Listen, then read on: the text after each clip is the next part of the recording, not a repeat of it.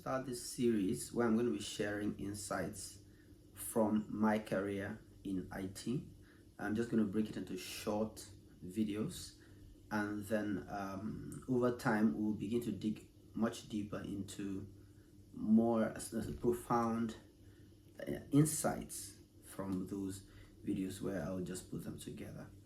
I started out my career in wireless networking, believe it or not.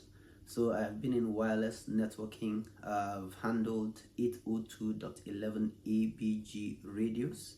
I used to mount antennas for internet service when the ISP business became a thing back in the early 2000s.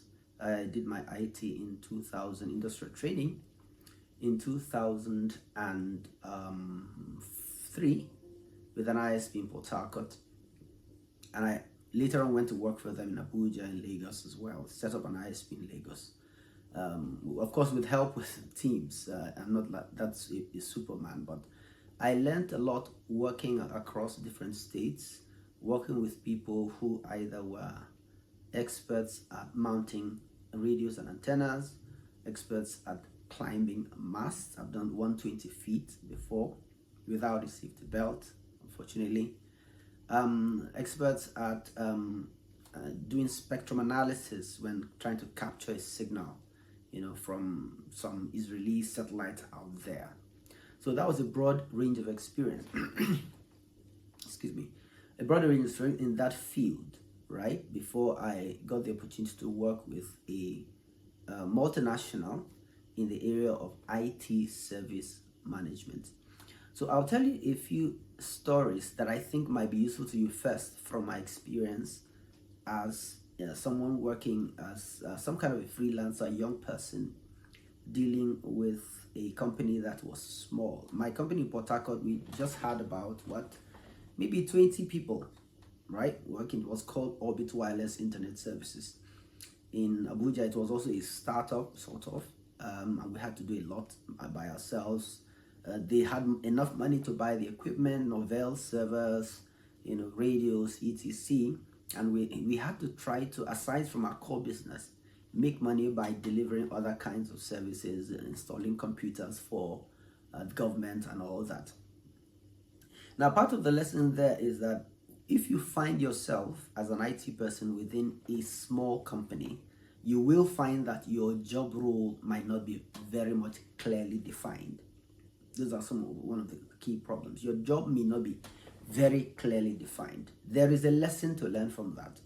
One of the lessons is that you must understand that that is where you are now, and you can leverage, instead of complaining about your undefined role, you can begin to dig deep within yourself and ask yourself, how can I contribute to the growth of this company and make a mark before I go to my next stop?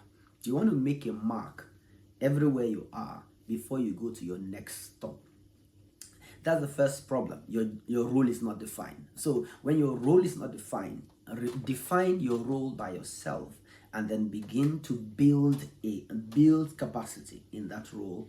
And sometimes the non-definition of roles also happens with even bigger companies where it's not clear what you're supposed to be doing. You have to take your career as like taking a bull by the horns and just grow it by yourself, bootstrap that career. Now, the second thing that is likely to happen if you're working for a small company, a startup, or an organization that doesn't have very clearly defined structures, is very likely that there's no HR, so you get paid by the boss, more or less. So what happens is sometimes the pay doesn't come. I didn't get paid for 5 months during the my first stint in Abuja after I had graduated from school. I was promised something, but there was no paper backing it, and I couldn't argue about it.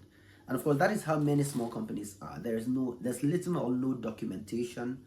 You're just asked to work, get paid. Sometimes you get paid, sometimes you don't get paid. Now, that is a phase. You can enter into that phase with a lot of negative energy, be angry, I mean, there was one situation where my boss, after I had moved from Abuja, excuse me,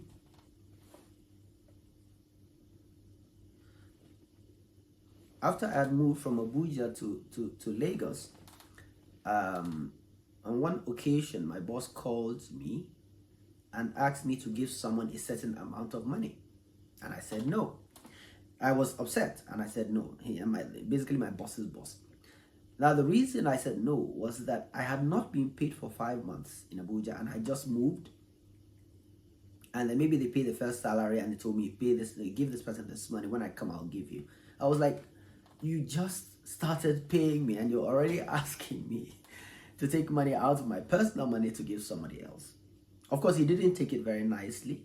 They didn't fire me because I was, as you can imagine, very valuable. But the point here is that I didn't need to do that. You build relationships. There are other kinds of value you can get from working in any environment aside from the money you are getting. Aside from the money you get from working there are other kinds of value. Those kinds of value could include relationships you build over time, could include the knowledge you gain. I gained a lot of knowledge by working there because you see, when you have an unstructured environment, you have a lot of access. I had access to switches, to routers, to radios. I was practically the one setting up the rack for internet service. I had to read and implement in a big organization with structures. Nobody lets you do that kind of experimentation with their equipment, very expensive equipment. But it allowed me to gain experience. It allowed me to gain a lot of experience. And I appreciate that right now, looking back. So those stories, I got to that talking about the fact that you may want to be more sane about the situation when you're not getting paid, because you may be getting more than pay in the place where you are currently working. The third story I'd like to tell in that context is it's the issue of commitment to your role, to your job, creativity. On one occasion, I was basically left alone with, I mentioned that I was left alone to set up Lagos. I was left alone with the servers, the Novell network servers.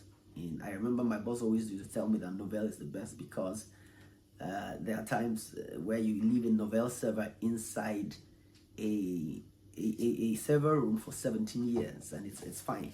That's amazing. So those are big servers and those are powerful servers. So I basically read the documentation. I was able to set up a network of one computer to talking to the server and so forth. And my boss was very proud of it. There was another time my boss's boss came in. He looked at all the place. He saw how untidy the place was. And he was like, look at how this place is. And there are graduates here. Now, the truth, there are two things about working for someone, especially when the company is not yet structured. No procedures, no policies, nothing. Is that you get to define how you work. So you must take the learnings you have from school, from your certification, from your experience, define how you work. Because your boss may not even know how you're supposed to work. You have to define it. You have to set up the rules when there are no rules. You have to be the professional you are hired to be. You have to bring in the value that your boss is not even expecting. Sometimes your boss accepts what they are not expecting. Sometimes they don't accept what they are not expecting.